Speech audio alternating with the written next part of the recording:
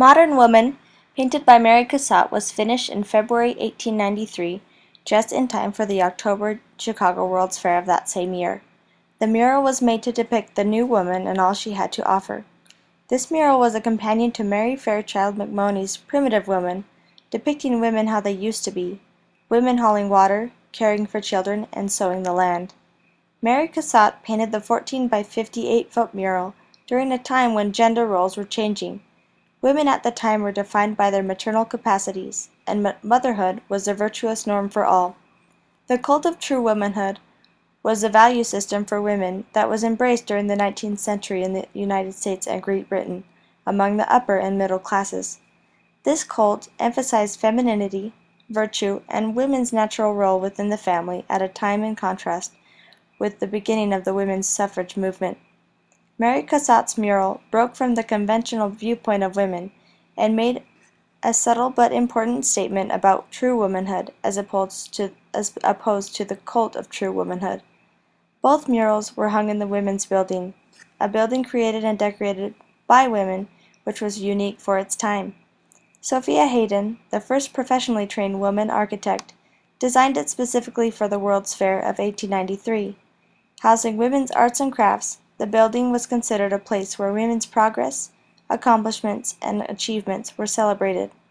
It was one of the most important public commissions of the early 1890s in the United States. Cassatt was hired by Bertha Aurora Palmer, the wife of Potter Palmer, a Chicago millionaire, along with MacMonnies, to paint the murals. Palmer's Women's Building was one of the most popular attractions of the World's Fair. Carolyn K. Carr states that Mrs. Palmer was the indisputable force behind the success of the Women's Building. At this time, both murals are unlocated and were last seen in the early 1900s in Chicago. Both were supposedly under the direction of Mrs. Bertha Palmer during this time, but when she passed away, neither mural surfaced. Cassatt was presented with a flattering commission and accepted without delay, putting her contemporary, Edgar Degas, in a rage. He criticized her for accepting the commission, stating that the work was decorative and she would have had to take a departure from her other work. She began work immediately. It took Cassatt 2 years to finish the mural, and she completed the project while living in France with her mother. At the time, Cassatt and MacMonnies were paid the same as the men working on other exhibits for the World's Fair, which was unique for the time period. Cassatt was unafraid of her male artistic influences and contemporaries and approached commissions and public displays with courage and confidence. It was also unusual for a woman to receive a commission to decorate a public building. Cassatt never attended the fair to see her paintings exhibited. Palmer said the message of the murals was to be the advancement of women. MacMonnies' mural was to show women in her primitive condition as a bearer of burdens and doing drudgery, either an Indian scene or a classic one in the matter of Puvis. In contrast, the other panel, Cassatt's, should show women in the position they occupied at the time, a more challenging assignment since she had to find a meaningful way to allegorize the present. Modern Woman differs also in size from Primitive Woman. This presented itself as a problem since neither artist had been in contact with the other and had decided on their size, borders included, on their own. Cassatt's borders around the whole mural and the vertical lines that separated the three paintings were about 3 feet wide, and MacMonnies was also only about 1 foot wide. MacMonnies worried that she would have to start her mural over, and wrote to Mrs. Palmer and explained the problem, but tried to reassure her that because the murals were on opposite sides of the room and so close to the ceiling, no one would be able to really see a difference. Mrs. Palmer agreed. However, spectators did comment on the differences in the murals. Cassatt exhibited a pattern of resistance and also complicity in her career, which was typical of female European and American artists and intellectuals at the time. These women desired autonomy, success, and fame, but had adopted the patriarchal values of the bourgeois Victorian era in which they lived. This ambivalence was possibly the necessary price or condition for these women's achievements. Cassatt negotiated her relationship to the commonly known cult of true womanhood carefully. In her oeuvre, she carefully comments on women's roles in society, specifically in Lydia Cassatt reading the morning paper. In this particular painting, Cassatt paints her sister reading the newspaper, which was uncommon for women at the time. She exposes gendered social relations through her art by subtly hinting that women are smarter than they look. She also avoids being gazed upon, and seems to take on an independent air in her self-portraits. Cassatt also broke with tradition and gender norms in the mural for the women's building by painting women outside, well-dressed and in bright colors. These women are clearly not participating in activities within the walls of their homes, but enjoying themselves free from the drudgery of domestic life. This was in direct contrast to the cult of true womanhood, as no sensible woman will suffer her intellectual pursuits to clash with her domestic duties. Both artists split their compositions into three sections, a large central group flanked by two supporting scenes, a triptych, but Cassatt's references women's access to education and the arts.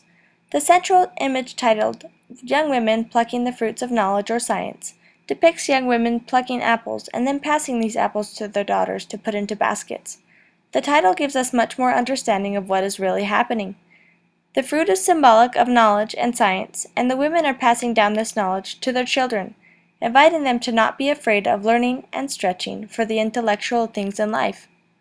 The panel on the left, titled Young Girls Pursuing Fame, shows three girls chased by geese. These young women are focused in chasing after a flying naked child, a depiction of fame. The panel on the right, Arts, Music, and Dancing, shows three girls doing just that.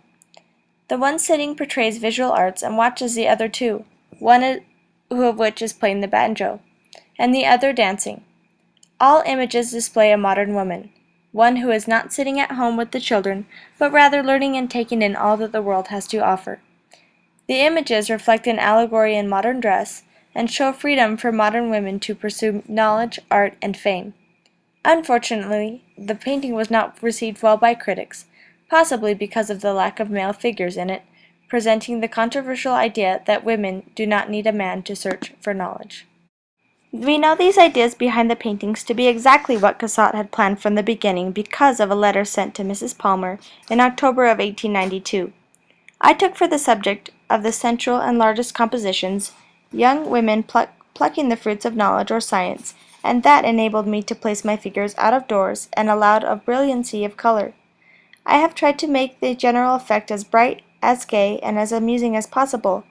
The occasion is one of rejoicing, a great national feast. An American friend asked me in a rather huffy tone the other day, "Then this is woman apart from her relations to man?" I told him it was. I will still have place on the side panels for two compositions. One, which I shall begin immediately, is Young Girls Pursuing Fame. The other panel will represent the arts, music, dancing, and all treated in the most modern way. It is obvious in reading Mrs. Cassatt's letter to Mrs. Palmer that she intended to portray the figures as she did, free from the perhaps stifling influence of men. Cassatt bravely states this intention, with no concern of its repercussions or possible complications with her viewers. Perhaps the most important point to remember is that Cassatt knew how to tread lightly in her challenging times. As scholar Norma Brood states, in her mural, Mary Cassatt gave expression to the modern woman's desire for autonomy and access to the public sphere, a desire based on modern doctrines of rationality, progress, and ambitious individualism. But her words betray signs of conventional, almost essentialist belief in women's qualities, a femininity of sweetness and charm, an acceptance of the general gender stereotypes that her mural seems to deny. What we see here, I propose, is an important and widespread pattern of resistance on the one hand and simultaneous complicity on the other, a pattern typical of many Euro-American women artists and intellectuals who achieved fairly notable positions during the 19th century. Mary Cassatt possessed true talent and a drive to break gender norms that shines through in her mural, Modern Woman, depicting the new woman, and all she had to offer in stark contrast to the mural Primitive Woman. She considered her paintings carefully, making them her own statements of femininity during a time when gender roles were changing, and carefully constructed poignant statements in her paintings while negotiating the gender expectations outlined in the cult of true womanhood.